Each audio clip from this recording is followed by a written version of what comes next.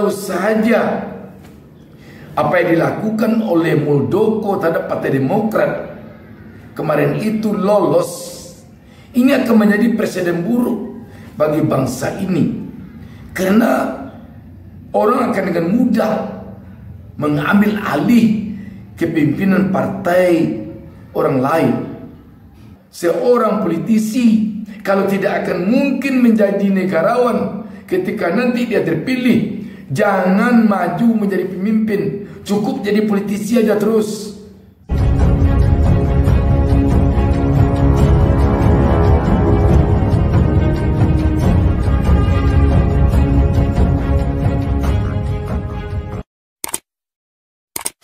Assalamualaikum warahmatullahi wabarakatuh. Jumpa lagi kita pada kesempatan ini. Saya Bustami Narda kembali mendoakan kepada Allah Subhanahu wa taala, Tuhan Yang Maha Esa. Semoga seluruh pemirsa selalu mendapatkan keberkahan hidup dari Allah Subhanahu wa taala, Tuhan Yang Maha Esa. Sahabat BN, peninjauan kembali atau PK yang diajukan oleh KSP Muldoko terhadap Partai Demokrat ke Mahkamah Agung ditolak oleh Mahkamah Agung. Ini berarti kepemimpinan AHY sebagai Ketua Umum DPP Partai Demokrat tetap teguh, tetap pada posisi sekarang. Dan insya Allah Partai Demokrat akan dengan mulus melenggang menuju pemilu 2024, baik pemilu legislatif maupun pilpres. Jenderal TNI Purnawirawan Muldoko, termohon dan terdakwa Menteri Hukum dan HAM Agus Harimurti Yudhoyono dan kawan-kawan. Status perkara telah diputus sedang dalam proses minutasi oleh majelis. Tanggal putus Kamis 10 Agustus 2023. Amar putusan tolak.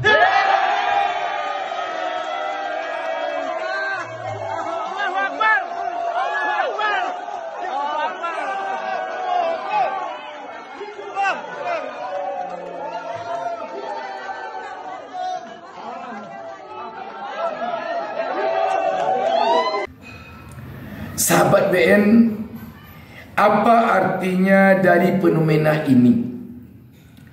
Yang pertama mungkin dapat dijadikan oleh bangsa ini bahwa siapapun di negara ini tidak diperbolehkan baik secara hukum maupun secara etik mengambil kepemimpinan seorang ketua umum partai. Dan ke depan tentu jangan ini hendaknya dibiasakan. Cukup hendaknya ini menjadi pelajaran bagi siapapun di negara ini. Kita tahu sebelum ini Partai Berkarya pun telah mengalami nasib naas, karena Partai Berkarya yang didirikan dan dipimpin oleh Hutomo Mandala Putra atau Tommy Soeharto, ungkai dari Tommy. Kita di negara ini sebagai negara demokrasi bebas tentunya berpolitik, tetapi bukan berarti negara membebaskan seseorang merampas partai orang lain yang sedang dipimpinnya secara sah menurut peraturan perundang-undangan yang berlaku. Selanjutnya pelajaran yang mungkin bisa kita ambil dari ini, di negara Republik Indonesia yang berdasarkan Pancasila dan Undang-Undang Dasar 45 ini, kita semuanya perlu menghormati, perlu menghargai partai untuk bisa tenang dia di dalam berdemokrasi.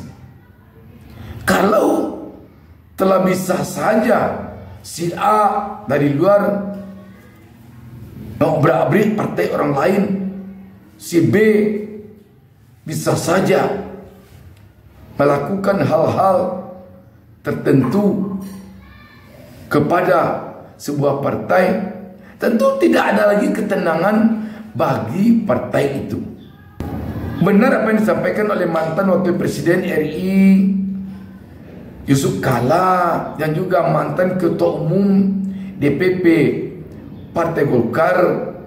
Kalau saja apa yang dilakukan oleh Muldoko terhadap Partai Demokrat kemarin itu lolos, ini akan menjadi presiden buruk bagi bangsa ini, karena orang akan dengan mudah mengambil alih kepimpinan partai orang lain,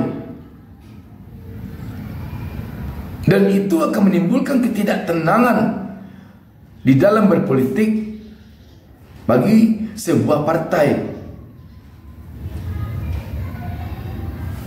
Dan selanjutnya, siapapun nanti yang memimpin negara dan bangsa ini untuk periode 2024-2029, dia haruslah mampu menjaga ketenangan seluruh partai yang ada di negeri ini.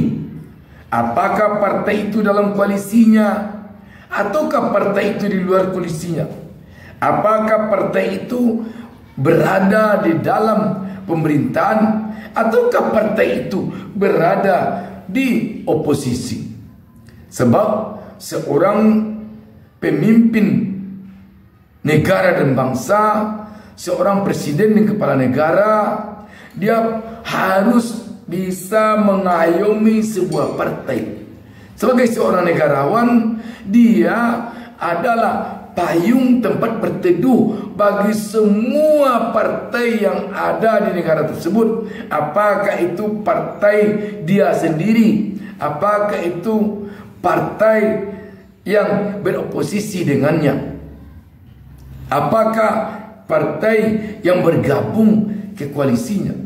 Tanpa kecuali, sebab sebagai seorang negarawan, presiden, kepala negara adalah pemimpin semua yang ada di negara itu, tanpa kecuali.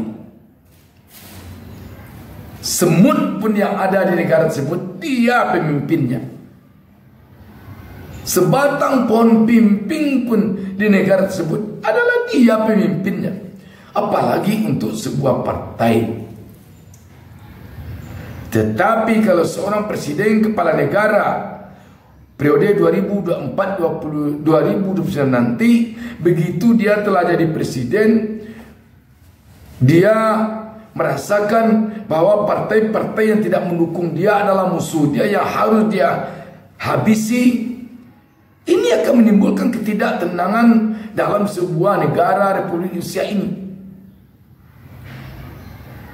Karena itu, untuk presiden kepala negara Republik Indonesia tahun 2024-2029 mendatang, dia haruslah merasakan seluruh partai yang ada di negara yang dipimpinnya itu adalah partai di bawah pimpinannya, di bawah payung kepemimpinannya. Itulah yang namanya negarawan. Jangan sampai presiden kepala negara tahun 2024-2029 mendatang ini mengupayakan partai-partai yang berlawanan dengannya, partai-partai yang tidak mendukungnya, porak-poranda. Demikian juga dengan kelompok-kelompok masyarakat, ormas-ormas yang tidak dia rasakan sebagai pendukung dia. Jangan sampai nanti berupaya dia untuk menghancurkannya. Jangan sampai begitu. So, ketika seorang politisi telah terpilih menjadi pemimpin, dia harus melepaskan dirinya dari posisi sebagai politisi, tetapi dia harus menjadi seorang negarawan. Ketika dia menjadi seorang negarawan, tidak ada lagi baginya ini kelompok masyarakat, ini ormas, ini partai pendukung dia, ini kelompok masyarakat, ini ormas, ini partai yang tidak mendukung dia, yang harus dia habisi. Partai yang mendukung dia yang harus dia pelihara, ormas dan kelompok masyarakat yang mendukung dia yang harus dia pelihara. Tidak begitu lagi. Semuanya harus dia rasakan bahwa dia pemimpinnya. Kalau tidak demikian, bisa saja nanti seorang presiden dan wakil presiden, atau seorang gubernur, seorang bupati, wali kota, ketika seorang presiden ada suatu provinsi yang kebetulan dia kalah di sana, dia berusaha untuk provinsi itu diabaikannya selama kepemimpinannya, dan ada provinsi yang mendukung dia, itu dijadikannya anak emas. Demikian juga untuk gubernur, ketika dia terpilih menjadi gubernur, ada satu kabupaten yang mungkin dia kalah total di sana, tetapi ada satu kabupaten lain yang mungkin dia menang telak di sana. Lantas kabupaten yang tempat dia kalah telak itu diabaikannya saja, diusahakannya untuk tidak ada pembangunan di sana. Di kabupaten yang tempat dia menang telak itu dijadikannya anak emas, semuanya diarahnya ke pembangunan sana. Kalau itu yang terjadi, bagaimana jadinya bangsa dan negara ini? Makanya seorang politisi kalau tidak akan mungkin menjadi negarawan ketika nanti dia terpilih, jangan maju menjadi pemimpin, cukup jadi politisi aja terus, supaya negara dan bangsa ini tidak kacau balau, tidak ribut, dan tidak mundur. Sahabat BN, kembali kepada apa yang terjadi pada Partai Demokrat dari hasil PK yang diajukan Muldoko ini. Ini perlu dijadikan oleh bangsa ini sebagai bahan pembelajaran yang sangat berguna. Dan tentu bangsa ini tidak menginginkan peristiwa yang terjadi pada Partai Demokrat ini terjadi lagi pada partai manapun di negara ini ke depan. Jangan sampai terjadi lagi hendaknya. Dan ke depan untuk tahun 2024-2029, kalau sempat ini terjadi juga, apalagi yang mengambil alih partai adalah dari kalangan yang berkuasa, itu nanti bisa jadi rakyat akan mencap kepala negara atau presidennya yang berada di belakang perbuatan itu. Ini untuk tahun 2024-2029 kalau terjadi juga. Tetapi kita tidak mengharapkan fenomena buruk ini terjadi. Ini bukan lagi dalam koridor kebebasan berpolitik. Sebab kebebasan berpolitik tidak membebaskan orang untuk merampas partai orang lain, tidak akan membebaskan pihak-pihak tertentu untuk merebut kepemimpinan sebuah partai. Tidak ada kebebasan berpolitik yang membolehkan hal itu dilakukan oleh siapapun, oleh kelompok manapun. Demikian sahabat, wassalamualaikum warahmatullahi wabarakatuh. Jangan lupa subscribe. Jangan lupa subscribe. Jangan lupa